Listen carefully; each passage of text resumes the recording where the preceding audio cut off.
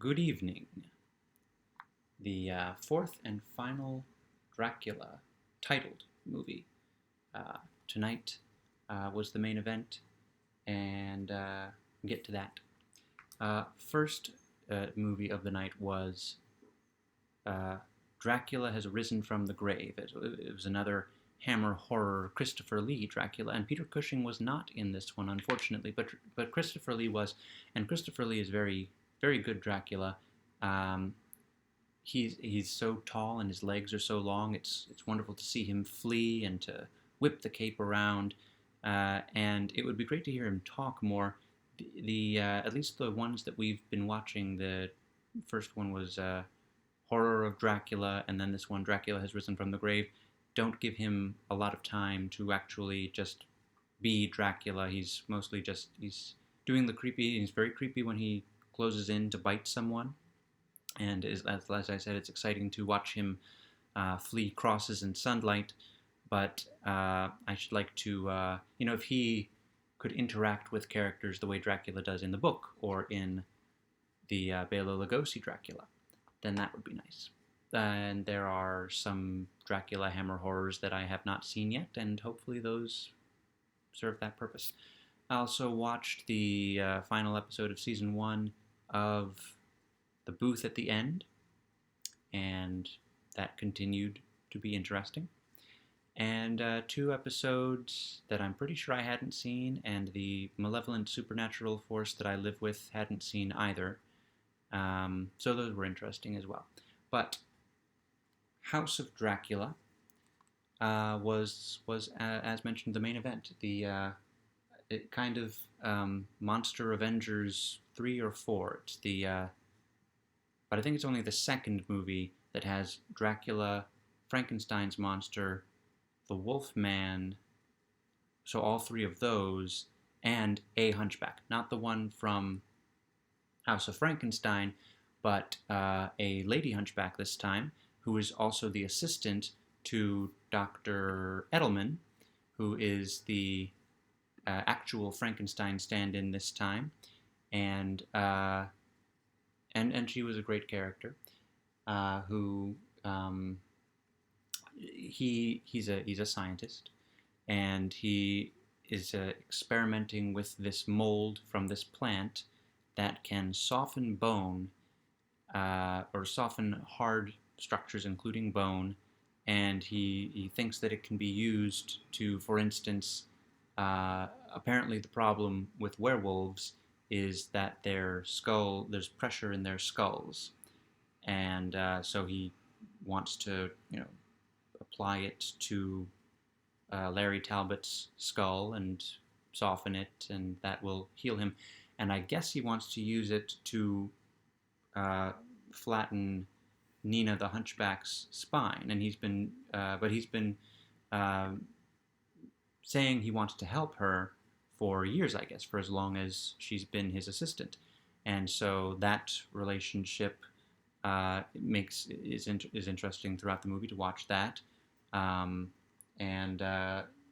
but also the his how she says, no, you have to do it for the Wolfman because he's been in such turmoil and he needs it more than I do, and so a lot of good drama. It begins rather oddly because Dracula, not Bela Lugosi, John Carradine again. I suppose I'd appreciate John Carradine because he's kind of reminiscent of Christopher Lee if I didn't wish that he was Bela Lugosi. I don't wish that Christopher Lee was Bela Lugosi because there's no expectation in the Hammer horror films that Dracula is Bela Lugosi, but in these ones there are. And so John Carradine, I think, suffers for that reason in my estimation. He's fine, but he's not Bela Lugosi. One day I'll read the whole, or maybe I'll watch the documentary on why he wasn't Bela Lugosi. Because he's back. Dracula comes back to life. The movie doesn't even show him coming back to life, but clearly he's come back to life because we see him, and this time it doesn't even bother explaining, oh, well, if you take the stake out of his heart, then he comes back to life. He appears, and he comes to Dr. Edelman's castle, which has Dracula's coffin with the dirt from Transylvania for some reason that was unclear to me. maybe Dr. Edelman bought Frankenstein's castle and refurbished it or something. And but he comes to him and he finds Dr. Edelman asleep in front of the fire, wearing full three-piece gentleman's evening wear, and he says, "You need to help me." And Dr. Edelman says, "It's 5 a.m. It's a very strange request for 5 a.m." And I'm thinking, it's strange for you to be sitting in your chair in front of the fire in your full evening wear at 5 a.m. But this is a monster movie. So that's our first introduction to this is the guy this time who the monsters are going to come to and say, we don't want to be immortal. We want to be normal and able to die. And that's why Larry Talbot shows up. Frankenstein's monster is actually unearthed because after his mummy-like exit from the last movie, he apparently just slid down the hill into a cave, and they find him, and then naturally the scientist becomes obsessed with waking him up because then he's comparable to the original Dr. Henry Frankenstein, not Victor Frankenstein, Henry Frankenstein. And once again, the monster spends most of the movie on a slab, plugged in, and not Boris Karloff. The guy who's been playing the monster is Glenn Strange, which is a great name for a guy who's playing Frankenstein's monster, but you know, there's not much to it in these later movies. The monster is just the Deus Ex Machina who comes to life at the end of the movie and breaks everything, and that's the climax. And it works for what it is, but I still think that of all these monsters, Frankenstein's monster has gotten the shortest end of the stick in these movies because he's so much more in the book. And, you know, it doesn't bother me, even though Boris Karloff appears as the monster in flashbacks sequence that I didn't quite understand. But it doesn't bother me as much the person playing the monster not being Boris Karloff, for the same reason it wouldn't necessarily bother me if the Wolfman wasn't Lon Chaney, but Lon Chaney has gotten to hold on to the Wolfman. At least he wasn't the Werewolf of London, but he's gotten to hold on to the Wolfman throughout, and also play the mummy and the monster and Dracula's son. But with the monster and the Wolfman, it's all about, they are the canvas for the makeup team, for Jack Pierce and the people who want to do creative things with makeup. And the werewolf transformation in this movie has seen a lot of progress.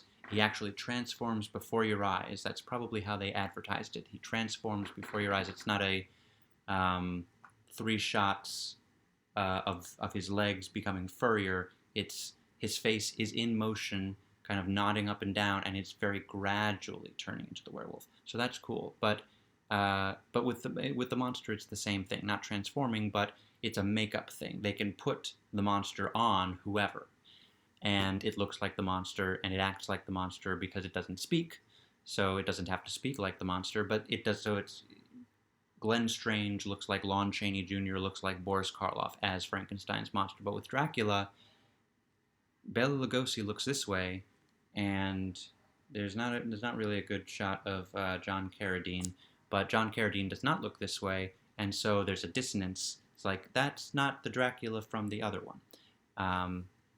But again, small potatoes. And I guess I owe an apology for blaming Anne Rice for the monsters who are angsty because they don't want to be immortal monsters anymore trope, because it definitely, at least so far as I can tell from the limited knowledge I have, which only just recently expanded to these movies, it definitely started with the werewolf Larry Talbot and Frankenstein's monster, and I guess I wasn't sure if Dracula was sincere or if he just wanted access to the coffin. But Dracula starts off with a request of, I don't want to be an immortal monster anymore. So those are my impressions of this movie. And Dracula apparently appears in Abbott and Costello Meet Frankenstein, but it's a movie with Frankenstein in the title, so I'll be using the disc out of the Frankenstein container. So House of Dracula, like Dracula, Dracula's Daughter, Son of Dracula, House of Dracula is the final of the movies that I'll be watching from these discs on this watch through, which means it can go back in the box, in the coffin, as it were. Tomorrow night is She-Wolf of London. So I think this is only the third movie with a female monster named in. The title is the name of a or category of a female monster. So that should be interesting. Have a lovely midnight.